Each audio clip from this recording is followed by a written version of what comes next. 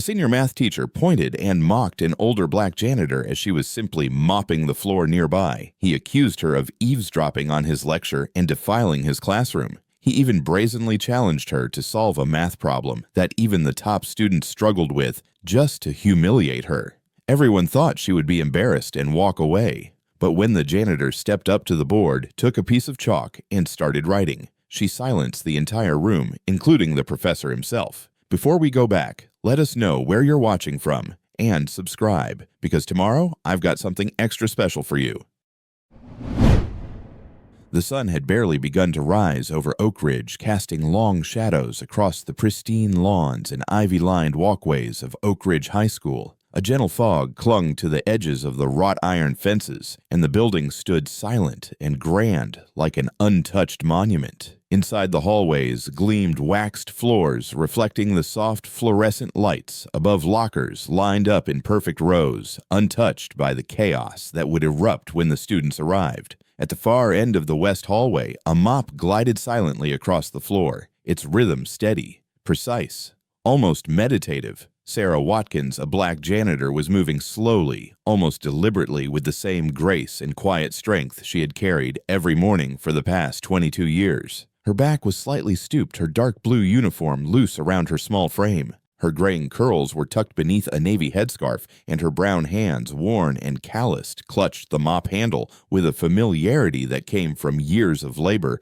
no one noticed. A thin bead of sweat rolled down her temple, but she didn't stop.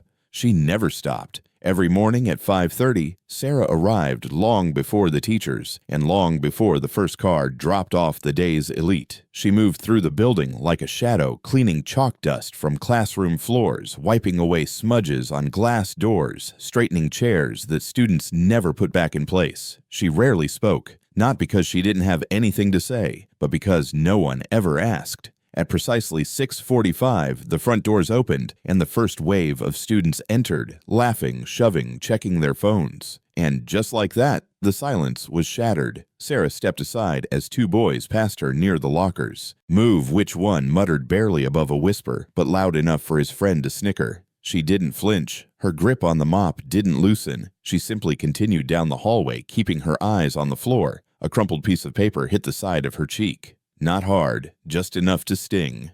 "Oops," said another student. "My bad." Laughter, brief, careless. Sarah bent down and picked up the paper slowly, her knees aching. She straightened up, turned, and kept walking. Her eyes remained blank, her lips pressed together in that same soft line they always were. It wasn't the first time. It wouldn't be the last. There was something about being a janitor, especially a black janitor in a school like Oak Ridge, that turned you invisible. To most of them, she wasn't Sarah Watkins. She was the cleaning lady, the black one, the woman with the mop, a fixture, a background character, someone you stepped around without saying hello, without making eye contact, without wondering about her story. But she had one. She had a story filled with numbers and dreams and classrooms of her own. But that was before life decided that people like Sarah weren't supposed to dream that big. Her cart squeaked slightly as she pushed it down the hallway. A loud group of girls brushed past her, their perfume hanging thick in the air. "God, she's always here," one of them said with a sigh. "It's like she lives here." Sarah paused just for a moment, catching the girl's reflection in the glass of the trophy case. The girl was 17, blonde and confident, probably headed to an Ivy League school. Probably never once wondered what it felt like to be dismissed before you opened your mouth. Sarah turned away and continued walking. Her shoes squeaked with every step, echoing faintly. In room B12, she began wiping down desks. She moved carefully, pausing to pick up a forgotten hair tie, tossing it in the bin.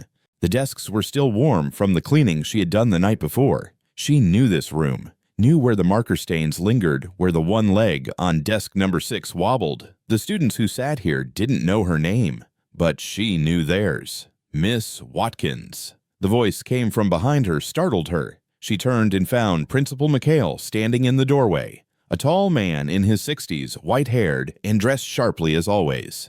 "Good morning," Principal Sarah said softly, wiping her hands on a cloth. "You're here early," he offered, though it wasn't a question. She smiled. "Same time every day, sir." He nodded awkwardly, as if suddenly realizing the obvious. "Right. Well, the superintendent's visiting next week. We'll need all the trophy cases spotless." "Of course," she replied. "I'll take care of it." He gave her a brief nod, adjusted his cufflinks, and left without another word. That was how most conversations went. Sarah returned to her cleaning. The windows in room B12 faced east, and as the sunlight began to break through, it illuminated the thin scars along her hands, the kind you get from decades of chemical burns and scrubbing. She had stopped wearing gloves long ago. They made her hands sweat and slowed her down. Back in the hallway, more students had arrived. A boy dropped his soda can in the middle of the floor. He saw her coming. He didn't pick it up. Sarah bent down, picked it up, and tossed it into the recycling bin. She said nothing. At the far end of the hallway, a group of seniors leaned against the lockers. One of them pointed at her. "Bro, bet she's like 1,000 years old. Been cleaning this place since it was built." Laughter. Sarah paused. For a split second, something flickered in her eyes. Not rage, not sadness, just fatigue. She kept walking. There's a truth that most people don't say out loud. The more menial your work, the less you're seen. And if you're a black woman doing that work in a place built for wealthy white futures, you don't just become invisible. You become something people don't want to see, like a mirror that reminds them of what they ignore. Sarah understood that. She had understood that since her second week on the job. She had asked a student to stop writing on the wall with a Sharpie. The student had laughed in her face. "I pay more in lunch than you make in an hour." She had reported him. The school apologized to the student's parents. Since then, she had kept her head down. But just because she didn't speak didn't mean she wasn't listening. She heard the whispers, heard the jokes, heard the way teachers never looked her in the eye unless something needed to be cleaned. In the faculty lounge, when she entered to restock paper towels, conversations stopped, smiles faded, as if her presence disrupted the comfort of their world. But she still smiled, still worked, still swept and scrubbed and fixed things without being asked, because that's who she was, because some people do the right thing, even when no one's watching. As the first period bell rang, Sarah stood at the far end of the east corridor, leaning lightly on her mop. Students rushed past her, talking loudly, ignoring the small woman standing just outside their field of vision. She closed her eyes for a moment. In the distance, she heard someone mutter, "She's always here," like a ghost. She opened her eyes again and kept cleaning. Her story hadn't begun yet, but it would. And when it did, they would all finally see the woman they had spent decades trying to unsee. The old photograph sat tucked behind a stack of cleaning rags in Sarah's supply closet. The edges were frayed, and the colors had faded into soft sepia. But even in the dim light of the small room, the image was clear. 19-year-old Sarah Watkins, standing on the steps of Dartford University, clutching a folder to her chest, eyes wide with hope, the kind of hope that could lift generations. Outside, the late afternoon sun poured through the windows of Oak Ridge High, warming the polished floors she had just finished mopping. The hallway was quiet, save for the distant shuffle of a teacher locking up their classroom. Sarah sat on a small wooden stool in the corner of the closet, holding the photo gently in her hands. Her fingers traced the image like it might dissolve if she pressed too hard. She hadn't looked at it in years. Back then, Sarah had been more than just a face in a crowd. She had been the name. I'm the first black student to receive a full mathematics scholarship to Dartford, an institution built on tradition wealth, and faces that didn't look like hers. Her mother had cried when the acceptance letter came, held it against her chest like it was sacred. Her father, a construction worker who came home each night with dust in his lungs and pain in his knees, had said only one thing: "You show them, baby girl. Show them they were wrong to doubt us." She had promised. She arrived at Dartford with 2 suitcases, a calculator that barely worked, and a fire inside her chest that felt impossible to extinguish. She sat in the front row of every class, answered every question, stayed after hours in the math lab until the lights dimmed and the janitor gently asked her to go home. But it hadn't taken long for the weight to settle. It started small. Whispers when she passed in the dorm halls. A pause in conversation when she walked into group discussions. Professors who called on everyone but her. And then one morning, she found it, scrawled in thick red ink on the white door of her dorm room. "You don't belong here." Her heart stopped. Not because she was shocked, but because she wasn't. She stood there for a long time, fingers trembling. She didn't cry right away. She waited until the door was scrubbed clean, until she was alone. That night, she sat on her bed and stared at the ceiling, remembering the vow she had made to her parents. But now, for the first time, she wasn't sure she could keep it. Her roommate, a pale, quiet girl from Connecticut named Marissa, never asked what had happened. She avoided eye contact for 2 days and spent more time in the library after that. Sarah never blamed her. She just stopped expecting anyone to care. Still, Sarah pushed on. In the classroom, she raised her hand with confidence. But when Professor Aldridge, her advanced calculus instructor, looked through her like she wasn't there, her confidence started to shake. One afternoon, after acing a particularly difficult problem set, she lingered after class to ask a question about theoretical mapping. The professor looked at her papers, then back at her face. "You're good at copying steps," he said flatly, "but it takes a certain kind of mind to truly understand theory. You should consider focusing on something more practical." He didn't have to say it. Sarah heard it anyway. "Someone like you." She walked out of that classroom with her books pressed to her chest and her breath stuck somewhere in her throat. Her ears burned. Her legs felt heavy. Her mind raced with everything she wanted to say. Everything she should have said, but didn't. Because she knew the moment she spoke, she'd no longer be the smart girl in class. She'd be the angry black girl with an attitude. So she swallowed it. Every day after that, it got harder. The whispering turned into full sentences. The looks became glares. And the silence in classrooms grew louder. She started spending more time alone, studying in corners, eating in her dorm, calling home less and less. One night, as she sat reviewing notes by herself in the study lounge, her phone rang. She almost didn't answer, but something in her gut told her to pick up. It was her mother. There was a pause on the line, and then the words that cracked everything open. "Sarah, your daddy had an accident. The scaffolding collapsed. He's in the hospital. They say he might not walk again." The words didn't make sense at first. She held the phone against her ear like it was a stranger shouting nonsense. But when her mother broke into tears, she knew it was real. And just like that, the dream began to crumble. Hospital bills started piling up. Her mother had to leave her part-time job to care for her father. There was no income, no backup plan. And Sarah, already fighting to stay afloat in a place that wanted her to drown, had no choice left. She packed her things in silence. She remembered standing in front of the administration office, her withdrawal papers clutched tightly in hand. Her advisor didn't even try to talk her out of it. "Life happens," he said without looking up. She wanted to scream, but she didn't. Instead, she walked out of Dartford with the same 2 suitcases she had arrived with, but with none of the light, none of the fire. She returned home to a 2-bedroom apartment on the south side of the city where the ceiling leaked when it rained and the heater rattled in the winter. She got a job cleaning offices at night. Quiet work,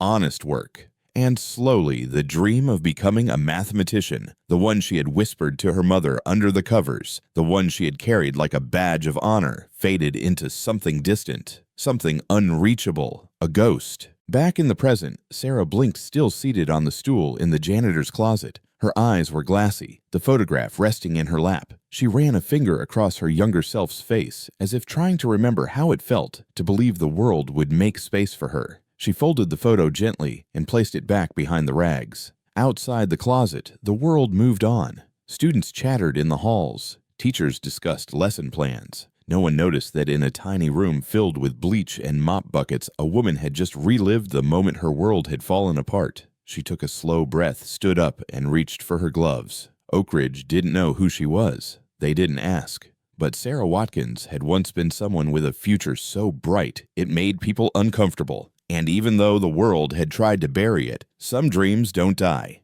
They just go quiet until someone dares to wake them up again.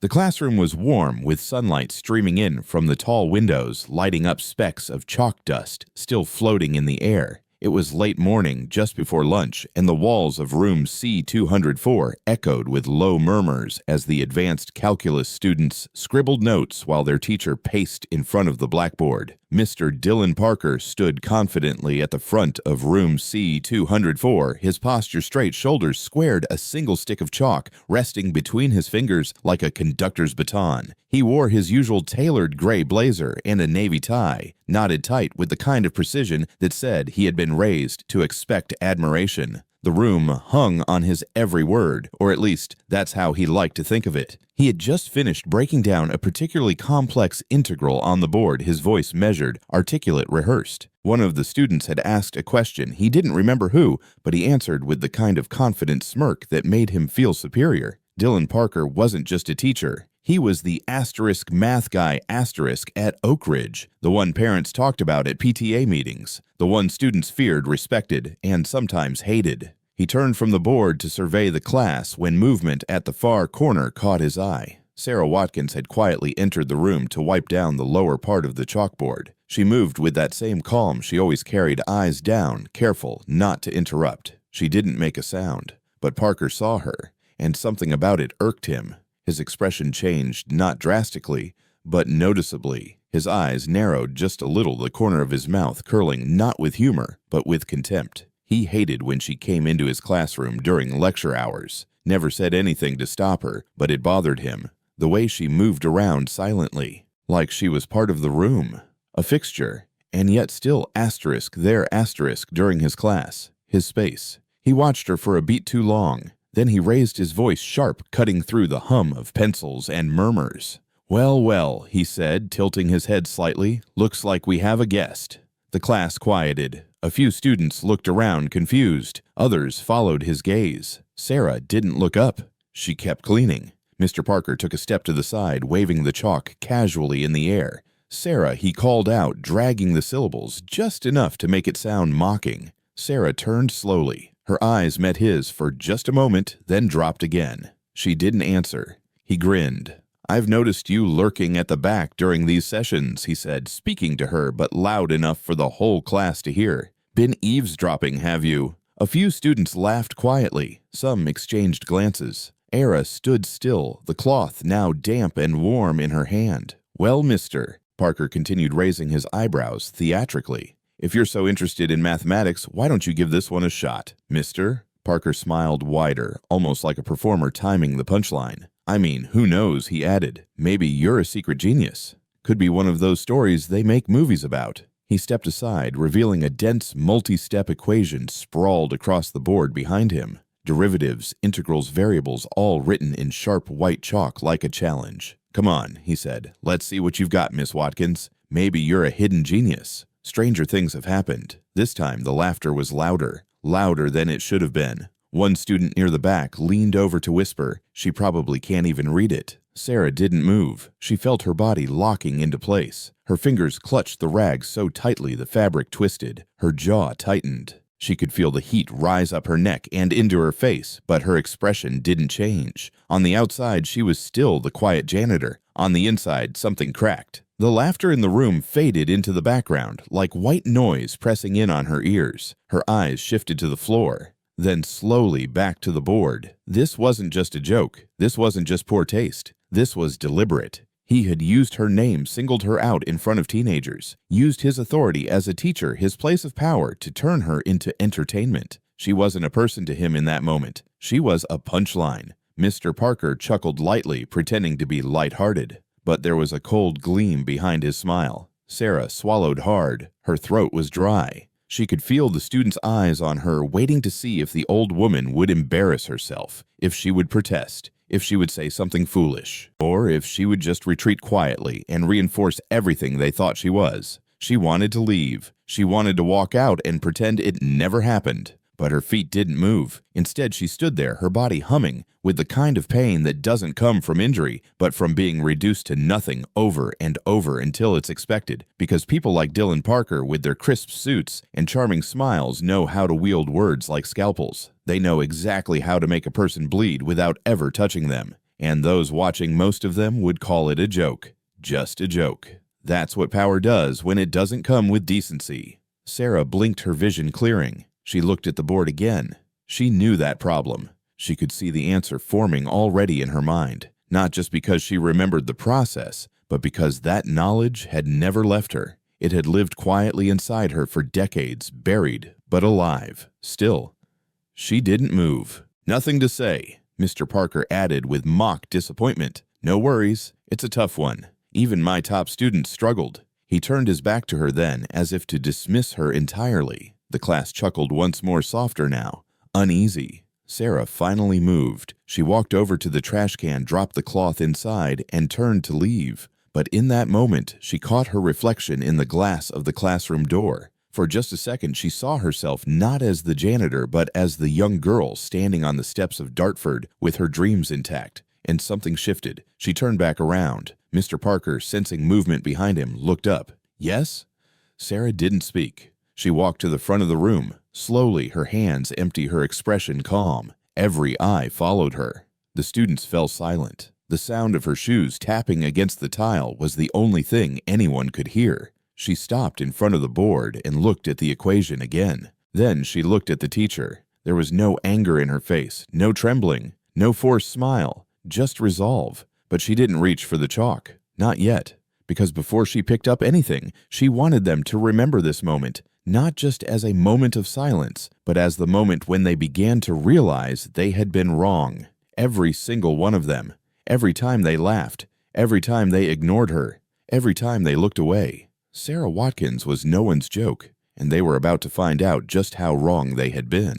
The room was dead silent. Even the hum of the ceiling lights seemed to fade as Sarah Watkins stood before the blackboard. The air moments ago filled with laughter and smug whispers now hung heavy thick with something that felt like shame and curiosity colliding in everyone's chest. No one moved. Not a single pencil scratched paper. Not a single chair creaked. Sarah stood perfectly still a few feet from the board. The white chalk lay on the narrow metal tray waiting. Her hands hung at her sides, fingers twitching with tension she hadn't felt in decades. Her breath was shallow, not from fear, but from something else, something deeper. The weight of history pressing into her lungs. Years of silence, years of restraint, all balanced on this and one moment. Behind her, Mr. Parker stood near his desk, arms crossed. His smirk was still there, but it was smaller now, less certain.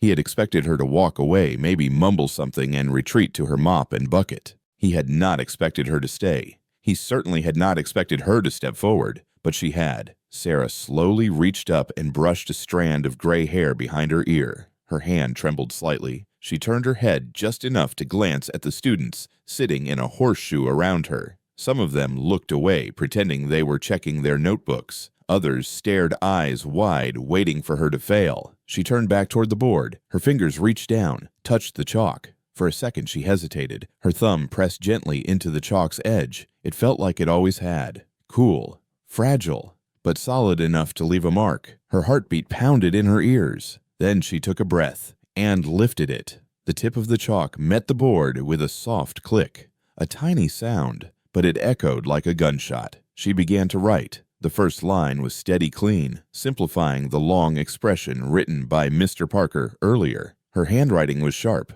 angular, methodical. She broke the problem down step by step. Each movement was deliberate. She didn't rush. She didn't pause for approval. She didn't look back. Because this wasn't for them. This was for the girl she used to be. The one who sat alone at the back of the lecture hall at Dartford. The one who had cried over red ink scrawled across her dorm door. The one who had packed her dreams into a suitcase and carried them home in silence. Every equation she wrote was a sentence in the story that had been stolen from her. Behind her, the students leaned forward in their seats. Phones were lowered. Whispers stopped. The tension in the room was like static, heavy and electric. No one was laughing anymore. Sarah didn't notice. She was somewhere else now. In her mind, she was back in the library at Dartford late at night, alone with a book in her lap and formulas spilling onto a sheet of loose leaf. She remembered the way solving problems used to feel like breathing, like putting the world back in order one symbol at a time. She hadn't forgotten. Not a bit of it.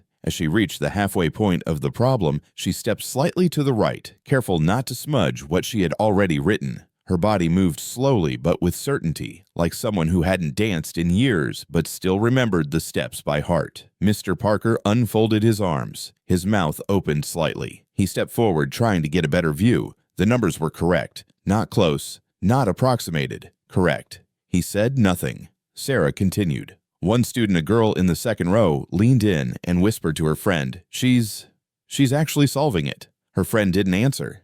Because it was true. Another student, a boy in the back, who had smirked earlier, now stared with his chin resting in his hand. His face had gone pale. Sarah reached the final line. The chalk in her hand had worn down, its edge now dull. She wrote the last solution, underlined it, then paused. For a long moment she stood still. The board now held the full answer, written cleanly without hesitation. It looked like something from a textbook or a professor's lecture. Sarah finally turned around. She didn't smile. She didn't look proud. She just looked calm. Her eyes scanned the classroom. Some students looked away. Some met her gaze, visibly unsure of what to feel. Mr. Parker cleared his throat.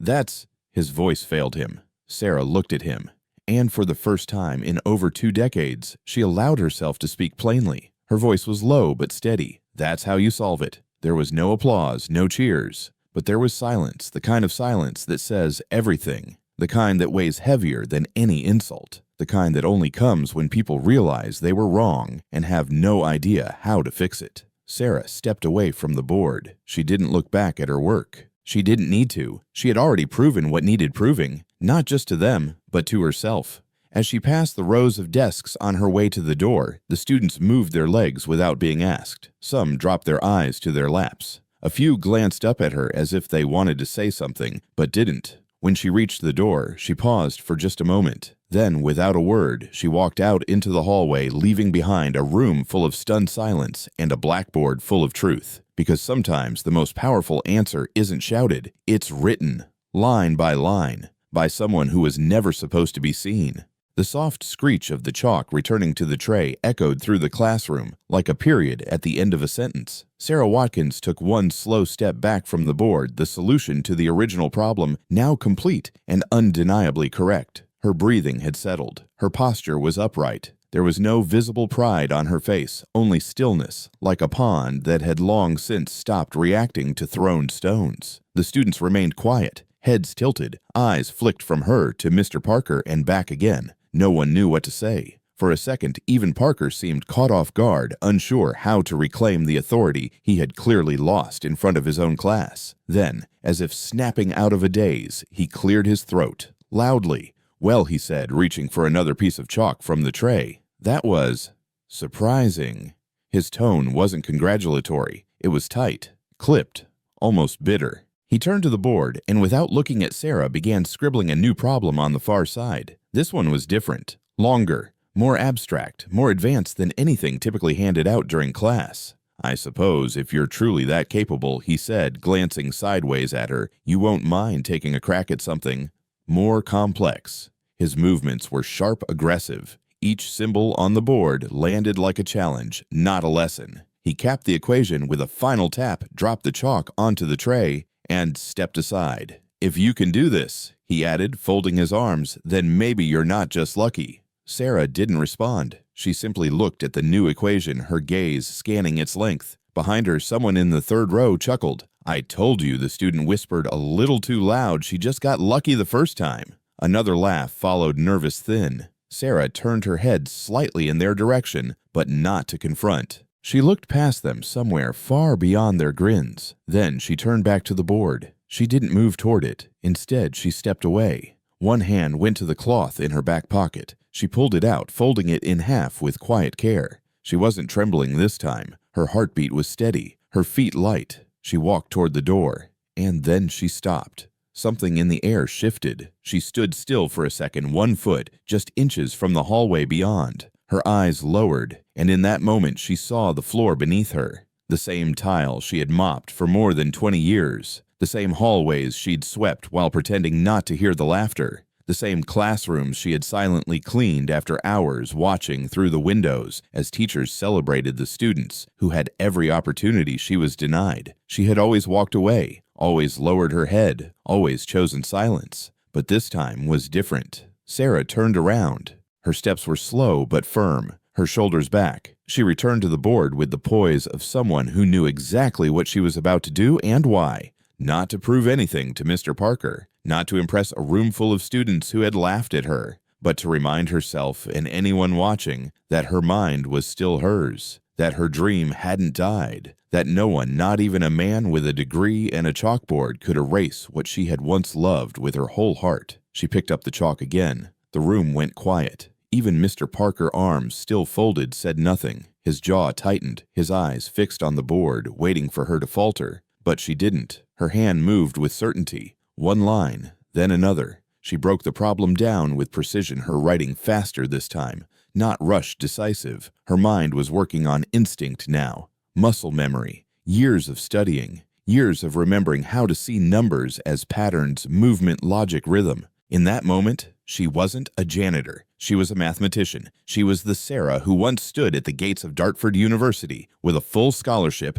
and a heart full of fire. Every line of chalk that appeared on the board was like a breath released after being held for too long. Step by step, the room leaned in. Even the students who had laughed before were now sitting upright, eyes tracking every stroke. At the halfway point, Sarah paused, not because she didn't know what to do, but because she needed the silence to settle again. She needed the room to feel this. Her gaze drifted briefly to the back wall, where a poster read, "The future belongs to those who prepare for it today." She smirked, a small one, barely there. Then she continued. When she reached the end of the problem, she circled the solution, set the chalk down, and stepped back. Her hands remained still at her sides. She didn't turn to the class. Not yet. The board spoke for itself. Every step, every calculation. Impeccable. And this time, there was no need for her to say a word. Mr. Parker took a slow step forward, scanning her work with his eyes. He squinted, leaned in closer, as if hoping to find a flaw. He didn't, because there wasn't one. Behind him, whispers began to stir, but they were different now. No jokes, no snickers, just quiet awe and confusion. Someone finally broke the silence. "Holy crap," a student muttered. "She's the real deal." Sarah turned then. Her eyes met Parker's. His face was tight, jaw locked. He didn't speak, didn't nod, but his silence said everything. She had won. Not the argument, not the approval, but something deeper, something sacred. She had reclaimed a part of herself that no one had the right to touch, and she had done it in front of the very people who thought they knew her. She walked to the side of the room past the rows of students, who now watched her not with pity, but with something closer to respect, though most weren't ready to admit it yet. At the door, she paused again. Then she looked back at Mr. Parker, her voice steady. "I didn't need your permission to be good at this." He said nothing, and she walked out.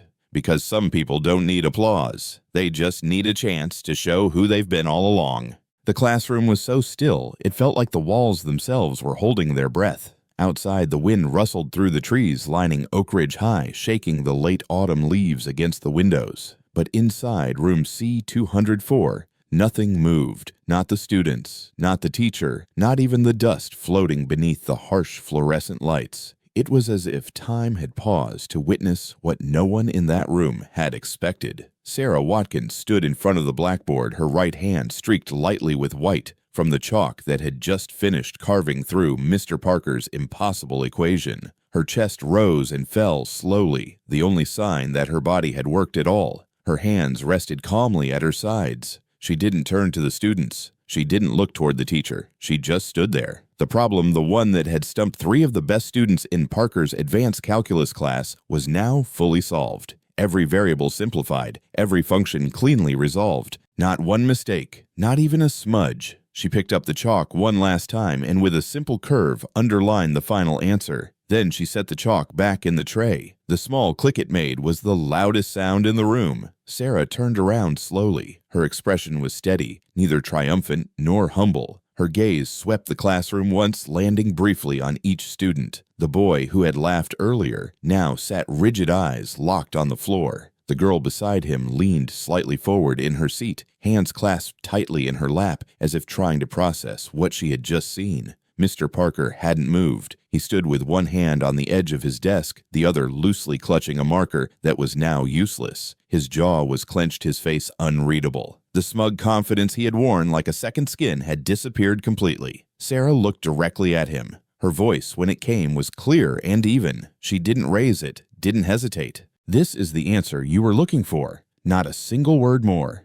She let the sentence hang in the air, unapologetic, unshaken, undeniable. Then she stepped away from the board. Every eye followed her. She didn't walk like someone waiting to be praised. She didn't scan the room for reactions. She didn't search for approval. She had already found what she came for. She had proved not to them, but to herself, that the dream they tried to bury was still alive, that her gift hadn't faded, that no amount of mockery, dismissal, or decades of silence could erase what she had carried in her mind all along.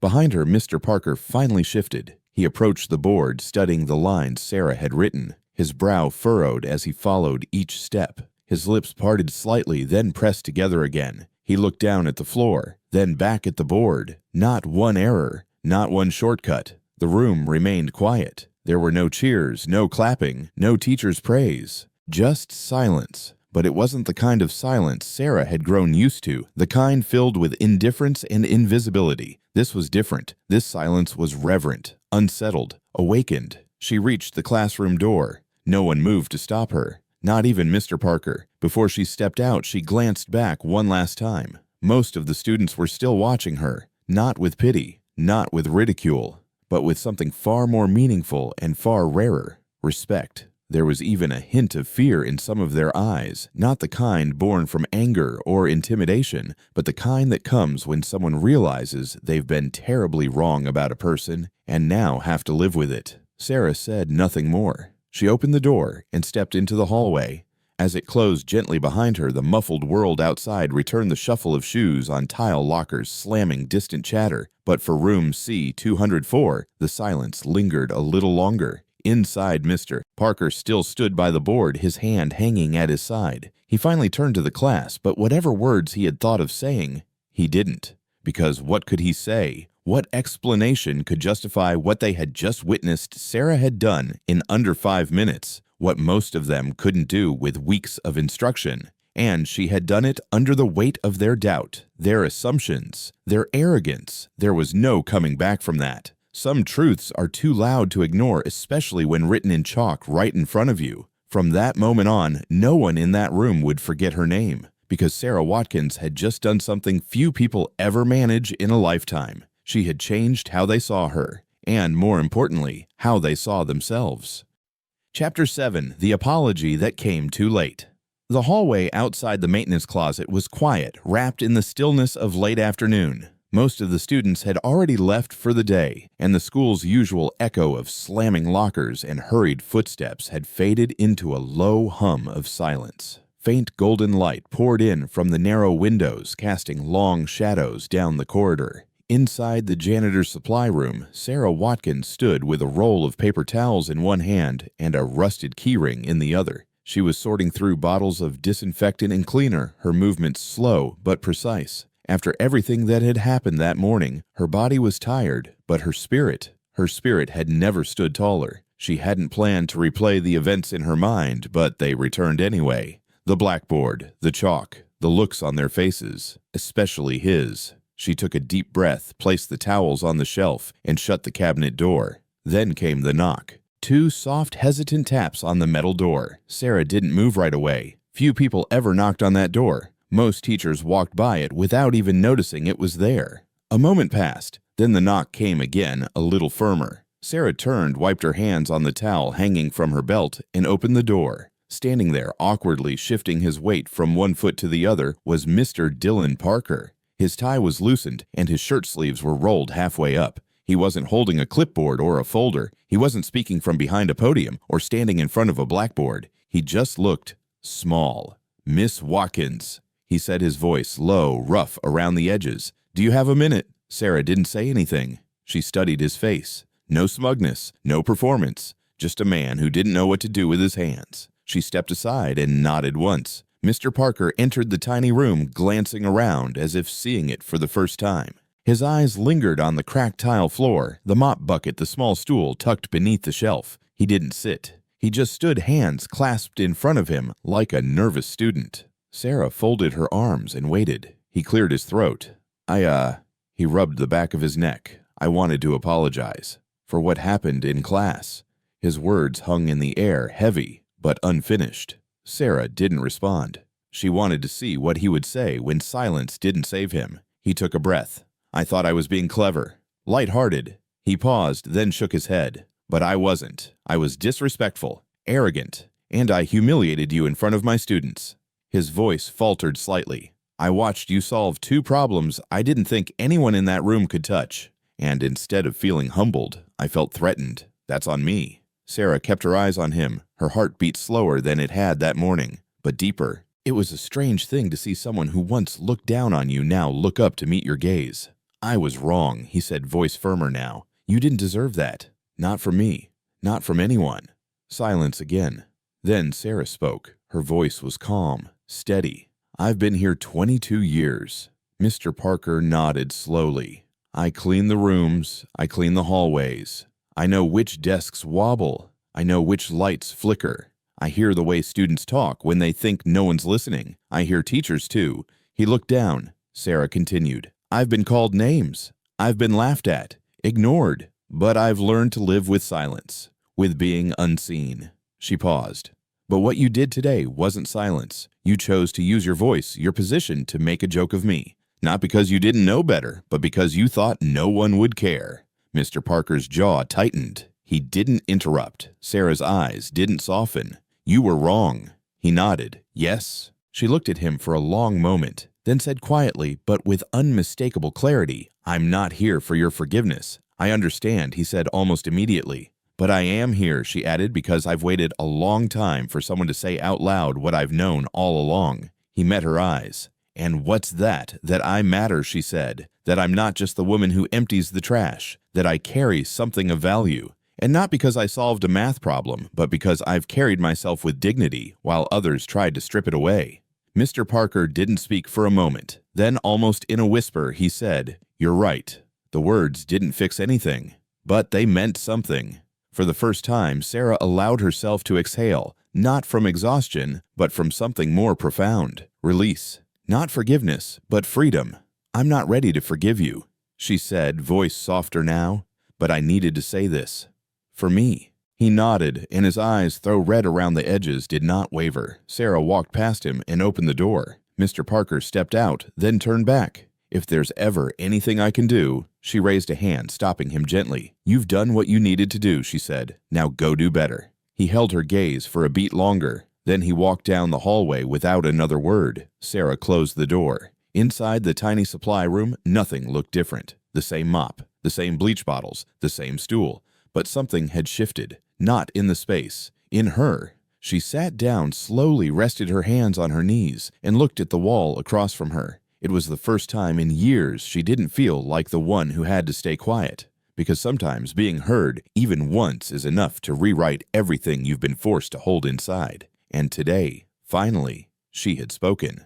The next morning, the hallway outside room C204 was unusually quiet for a Tuesday. Usually by 7:30, Oak Ridge High was alive with the sounds of lockers banging open, sneakers squeaking against polished tile, and students half laughing, half grumbling their way toward class. But today, there was something different in the air. A stillness, a shared hush. Sarah Watkins stepped into the corridor with her mop in hand and a fresh set of gloves tucked into her back pocket. The same uniform, the same cart, the same quiet steps she had walked for over 2 decades. But for the first time in years, maybe ever, eyes turned toward her with something that wasn't dismissal, respect. Good morning, Miss Sarah, a voice called. She turned slightly. It was a girl from the sophomore class, usually quiet. Her eyes were nervous but sincere. Sarah nodded gently. Morning. Another boy, leaning against a locker just ahead, stepped back to let her pass. Hey, thanks for yesterday, he said quickly, almost under his breath. Sarah said nothing, but she gave him a glance, not sharp, not soft, just enough to let him know she'd heard. As she continued down the hall, the whispers followed, but they weren't the kind that stung. They were uncertain, even reverent.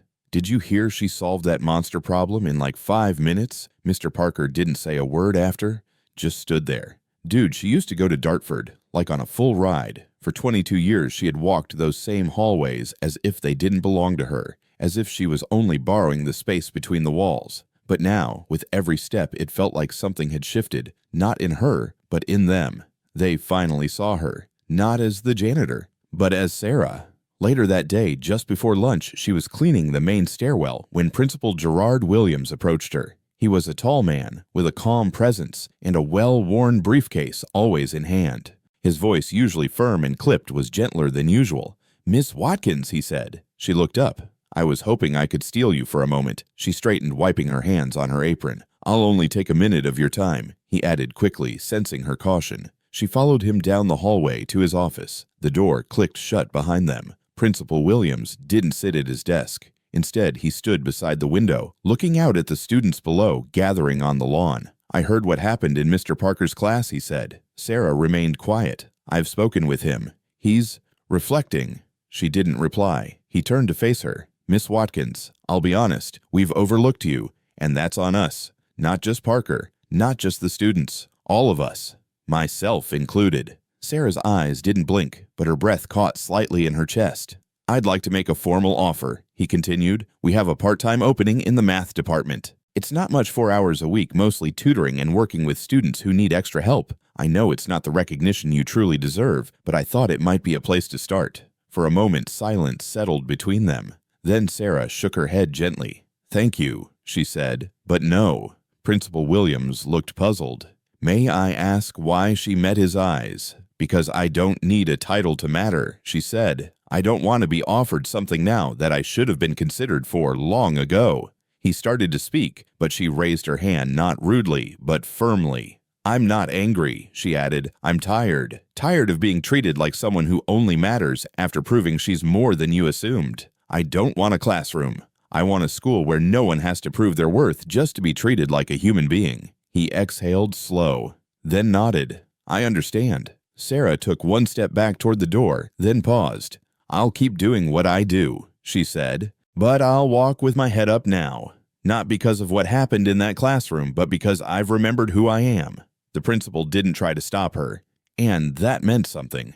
Back in the hallway, Sarah resumed her routine. Spray, wipe, push, move. But something in her movements had changed. There was no longer that subtle slouch in her back. Her steps didn't speed up to avoid passing students. She didn't flinch when people made eye contact. They said, "Good morning now." They said, "Thank you." And though she said little in return, her silence was no longer submission. It was peace. In room C-204, the same classroom where she'd been humiliated and then exalted students, now occasionally glanced at the empty blackboard during quiet moments, as if half expecting Sarah to return and pick up the chalk again. But she didn't. She didn't need to. What she had done that day wasn't just solve an equation. She had shifted the gravity in that room. And that kind of change doesn't fade with time. In the following days, students who once mocked her now paused to hold the door. A few asked her questions about math, about life, about Dartford. She answered when she wanted to. Most times she just smiled, because her impact wasn't in how many students knew her GPA or academic history.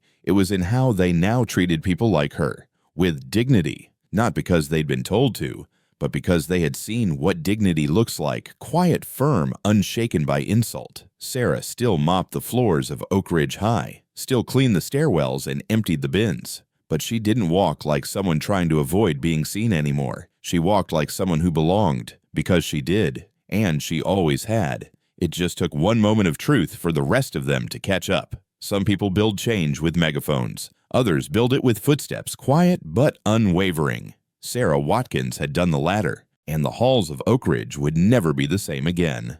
The auditorium at Oak Ridge High had never been this full. Rows of students lined every seat, teachers stood along the walls, and even several parents had taken spots near the back. The overhead lights dimmed as the stage lights came up slowly, casting a gentle glow across the polished wooden floor. A microphone stood center stage, silent, waiting. Sarah Watkins stood behind the thick curtain stage left, clutching a folded sheet of paper. Not because she needed it, but because holding it gave her hands something to do. Her palms were slightly damp. Her heart, though steady, beat harder than usual. Principal Williams stood beside her, whispering gently, "There's no pressure. Just speak from the heart." She nodded once and stepped forward. As the curtain pulled open and she walked into the light, a quiet hush rolled through the room. Not the kind of forced silence teachers often asked for, but a true collective stillness. The kind that only comes when people are genuinely ready to listen. Sarah approached the microphone slowly. Her shoes made soft taps against the stage floor. When she looked out over the sea of faces, it wasn't fear she felt. It was responsibility. She adjusted the mic slightly. "My name is Sarah Watkins," she began, her voice calm, measured, but strong. "Some of you know me. Some of you may only know me as the woman with the mop and the cart. That's all right. That's who I've been here for a long time." No one laughed. "I started working at Oak Ridge 22 years ago," she continued. "At the time, I told myself it would be temporary, just something to pay the bills while I figured life out. But then life figured me out instead." She paused for a breath. The auditorium was silent. "I was once a student like you. I studied mathematics at Dartford University. I was the first black woman to receive a full academic scholarship there. I had plans, big ones. I dreamed of becoming a professor, teaching, publishing. making my parents proud. She paused again, her throat tightening slightly. But dreams are delicate, and the world can be cruel when it sees you as someone who doesn't belong. I received threats, was called names, shut out of study groups. My professor once told me I was good at memorizing, but lacked the mind for real math. There were audible murmurs in the room now. Students exchanged glances. Some teachers shifted uncomfortably. Sarah's eyes swept the crowd slowly. Her voice didn't change. And when my father was injured in a construction accident, I left school to support my family. I packed up my books, buried my dream, and never looked back. A girl in the third row wiped her eyes. A senior near the back leaned forward, his elbows on his knees. But I never forgot who I was. I never forgot what I loved. And last week, when someone challenged me not kindly, not fairly, but with the full weight of ridicule, I remembered. She straightened her shoulders. I remembered that I am more than what I wear, more than my job, more than anyone's assumptions. There was a pause. And what I want to say today is this. Sarah took a moment, looked directly at the students. Stop measuring people by what they do for a living. Stop assuming someone's worth based on their title or their skin color. The truth is, every single person you pass in the hallway has a story, a dream, a truth you haven't seen. Her voice softened. And sometimes the greatest lesson you'll learn in this school won't come from a textbook or a worksheet. It'll come from how you choose to treat the people around you. The room was still. You could hear sniffles, quiet breathing. A dropped pen rolled under a chair, and no one moved to retrieve it. Sarah folded the paper in her hand, though she hadn't read from it once. She looked out again. I don't need a classroom or a chalkboard. I don't need a degree hanging on the wall to know my value, but every person deserves to walk through these doors and be seen. Really seen. She stepped back from the microphone, and with one last look at the crowd, she said gently, "Thank you." Then she turned and began walking toward the curtain. But before she could take more than a step, the auditorium rose to its feet. The applause started slow, then swelled into a wave. It wasn't just polite. It was raw, loud, real. Several students were crying openly. Teachers, some with arms crossed tightly, now clapped with genuine intensity. Behind the curtain, Principal Williams stood with his hand over his heart, tears welling in his eyes. Sarah stood just behind the stage line, eyes closed for a moment. Not from exhaustion, but from something deeper. Fulfillment. Not pride, but peace. In that moment, she didn't just win back her voice. She gave voice to everyone who had ever been overlooked, underestimated, or dismissed. And while the clapping continued, Sarah Watkins, the woman who once swept through hallways unnoticed, had become the teacher of the most important lesson Oak Ridge had ever received. Dignity is not a privilege. It is a right. And respect does not require credentials. It requires humanity. The morning light seeped gently through the long windows of Oak Ridge High. The usual hum of chatter footsteps and locker doors was beginning to rise, but it carried a different rhythm now, a quietness that came from reflection, not routine. It had been 5 days since the assembly, 5 days since Sarah Watkins stepped into the spotlight, not to perform, not to impress, but to simply be heard. And this morning, like every other morning for the past 22 years, she was back in her uniform navy blue shirt, tucked into work pants, gloves looped into her belt, and her cart rolling beside her. Except this time, she wasn't invisible. As she turned the corner near the science wing, a boy paused, stepped aside, and nodded respectfully. "Good morning, Miss Sarah," he said. She looked at him and smiled softly. "Morning." Further down the hall, 2 girls waiting outside the gym locker room exchanged hushed words. Then one of them turned toward Sarah as she passed. "I liked what you said," the girl murmured, "at the assembly." Sarah stopped for a moment, adjusted the mop handle resting against the wall, and nodded. "Thank you," she replied. She didn't need to say more. The girl smiled, embarrassed but genuine, and turned back toward her friend. Sarah continued her walk, slow and steady, every step a return to the familiar. But everything felt different. The school hadn't changed. She had. She no longer walked with her head slightly lowered or her shoulders rounded inward. She didn't hug the walls to stay out of the way. She didn't pretend not to hear the jokes or whispers, because now there were none. Every hallway she entered, every room she cleaned, came with nods, glances, and quiet acknowledgement. No one avoided her eyes. No one made themselves taller in her presence by making her smaller. It wasn't applause. It wasn't fame. It was respect. And for Sarah Watkins, that was enough. Later that afternoon, while wiping down the windows near the library, she caught her own reflection. The light behind her cast her image across the glass, clearer than usual. She stared at it for a few seconds. She saw the lines on her face carved gently by years of work of silence, of holding back. But she also saw something deeper now. Pride, not the kind that needed recognition, the kind that stood on its own. Quiet, unshaken. Behind her a voice broke the silence. Miss Sarah. She turned to see Mr. Parker standing several feet away, his hands clasped loosely in front of him. "I just wanted to say," he began, "students are still talking about what you said. You've made a bigger impact than you probably realize." Sarah looked at him, expression steady. "I didn't say it for impact," she answered. "I said it because it was time." He nodded slowly. Still, it mattered. There was a beat of silence between them. Then Sarah said something she hadn't voiced out loud, not to him, not to anyone. "I don't need anyone to call me brilliant," she said. "I don't need to be seen as a genius." She stepped forward slightly, her eyes focused. "I just need people to stop looking through me." Mr. Parker didn't respond right away, but his silence this time wasn't out of defensiveness or discomfort. It was understanding. He gave a small nod, then quietly walked away. Sarah turned back to the glass and finished the window. As the day wore on, she continued her work, cleaning chalk trays, straightening desks, replacing paper towels in the restrooms. The same routine, step by step. But now, every step was grounded in something new. Freedom. Not because the world had crowned her, not because she had been given a title, a plaque, or a classroom, but because she had stopped needing any of it. Her freedom came from within, from knowing who she was, what she carried, and what she never needed to prove again. Outside the school, the sun had begun to set, casting a warm orange hue across the courtyard. Students poured out in pairs and clusters, backpacks slung lazily over shoulders, conversations buzzing. Sarah walked toward the main entrance with her cart pushing it toward the custodial room before her shift ended. As she passed by the front office, Principal Williams stood in the doorway, speaking with a few staff members. He looked up and gave her a small nod, a silent one, a respectful one. She returned the nod. No words needed.